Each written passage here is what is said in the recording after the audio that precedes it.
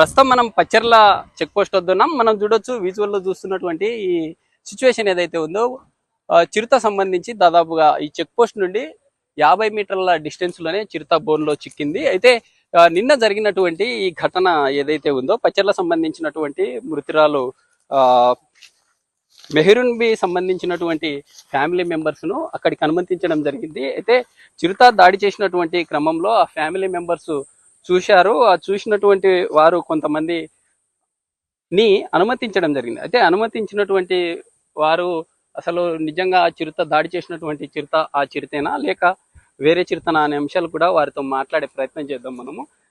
అయితే ఇటీవల కాలంలో జరిగినటువంటి పచ్చర్ల గ్రామంలో ఉండాలంటేనే భయపడుతున్నటువంటి పరిస్థితులు ఉన్నాయి. ప్రస్తుతం మనతో మాట్లాడడానికి మెహరూన్ సంబంధించినటువంటి బంధువులు ఉన్నారు. అన్న, ఇప్పుడు మీరు చిరుతను చూశారు కదా, దాడి చేసినటువంటి చిరుత ఆ చిరుతేనా? మేమైతే స్మార్ట్ లో మేము లేము కాబట్టి మా పేరాయపడలే మాది మళ్ళీ కూతురు మేము వచ్చిన మా బావ వాళ్ళు పోయినారు స్పాట్ కి, వాళ్ళు పోయినారు దస్తగిరి హుషన్ షా వాళ్ళు పోయినారు. వాళ్ళకి తెలుదు, వాళ్ళు రాలే. ఇది అదో తెలుదు, స్పాట్ లో చూసిన వాళ్ళు లేరు, మాకైతే తెలియదు. అంటే అధికారులు ఏమంటున్నారు? మీరు చూశారు కదా, ఇప్పుడు మిమ్మల్ని ఎందుకు అనుమతించారు?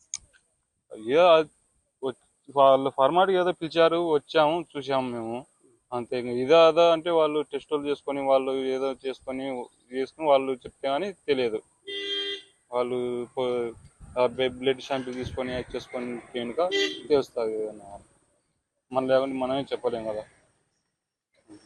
అయితే మెహరూన్ సంబంధించినటువంటి కూతురు కూడా ఉన్నారు. అమ్మ, చెప్పండి, మీరు సంఘటన జరిగినటువంటి సందర్భంలో మీరు ఉన్నారా? ఏం జరిగింది అసలు? నేను లేను, మాకు ఇచ్చింది పేరేపల్లి, మేము పేరేపల్లిలో ఉన్నాము. మాకు అసలు ఈ విషయం తెలీదు. అన్న వాళ్ళు సాయంత్రం ఫోన్ చేసి చిన్న దెబ్బలు తగిలాయి మా అమ్మకు, త్వరగా రా అని చెప్పారు. మేము వచ్చేసరికి ఇక్కడ 6:30 అయింది. ఇంకా ఏంటి ఇలా అని చెప్పేసి వెళ్ళాం. త్వరగానే వెళ్తే ఇంకా అక్కడ మా అమ్మ లేదు. ఇంకా ఇట్లా పని ఇలా జరిగిందని చెప్పారు. ఎలా జరిగింది, మీరంతా ఉన్నారు కదంటే ఎవరికి తెలీదు, అట్లా వెళ్ళింది, అలా జరిగిందని చెప్పారు. నాకు వాళ్ళు చెప్పేంత వరకు నాకు తెలీదు. ఈ మధ్య కాలము మీ అమ్మతో మీరు మాట్లాడడం జరిగిందా? ఏం డిస్కస్ చేశారు? ఏం మాట్లాడలేదు సార్. పండగకి వచ్చింది, 2 రోజులు ఉండమన్నా కూడా ఉండలేదు. ఆమె వెళ్తానులేమ్మా వెళ్ళొస్తా అని చెప్పింది. ఆ మాటలు ఆ రోజే సార్ నేను మాట్లాడింది ఇంకా మా అమ్మతో. ఇంకా ఇప్పటి వరకు మా అమ్మ ముఖం కూడా చూడలేదు, ఏం లేదంటున్నారు.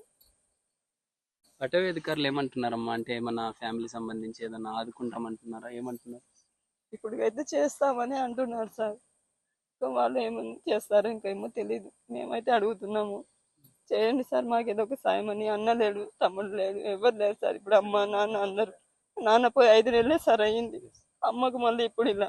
తమ్ముడు పోయి 7 ఏళ్ళు అయింది, తను యాక్సిడెంట్ లో చనిపోయినాడు. ఇంకెవ్వరు లేరు సార్ నాకు. మరి ప్రభుత్వాన్ని మీరు ఏం కోరుతా ఉన్నారు? ఏం సహాయం కావాలి?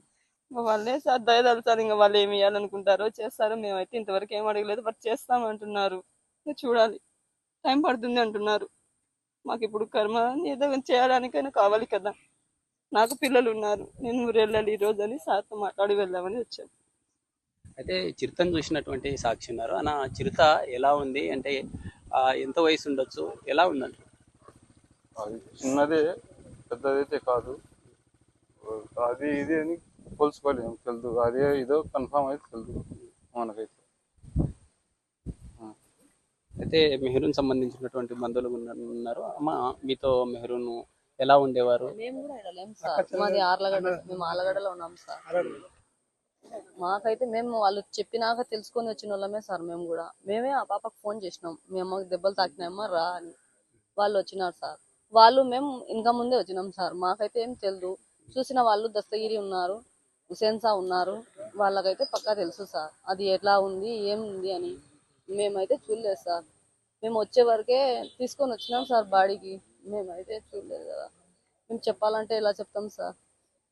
మీరు చిరుతను చూశారు కదా, ఎలా ఉంది, ఎంత వయసు ఉండొచ్చు? దాడి చేసినటువంటి చిరుత అదేనా?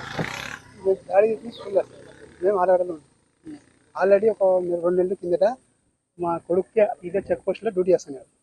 వానికి 35 ఫుట్లు పడింది. మళ్ళీ తర్వాత మా వదిన వాళ్ళ పెద్దమ్మకే మళ్ళీ ఇంట్లోకి వచ్చి పట్టింది సార్. మళ్ళీ తర్వాత 3వది మా వదిననే. ఆయన ఒక్క మనిషికి 2 భార్యలు, వాళ్ళ ఇద్దరు. పెద్ద భార్యకు గాయం తగిలింది, చిన్న భార్య చనిపోయింది. ఇది అంటే ఇంట్లో వచ్చి దాడి చేసిన తర్వాత అధికారులకు చెప్పారు, అధికారులు ఎలాంటి చర్యలు తీసుకునే తర్వాత ఇలా జరిగింది ఏం ఏమంటారు? తీసుకోలే, ఇప్పుడే తీసుకుంటుండేది, ఈ చచ్చిపోయినాక తీసుకుంటుంది. ఇంతవరకు ఏం తీసుకోలే, ఫస్ట్ చేసింటే ఏం తీసుకోలే.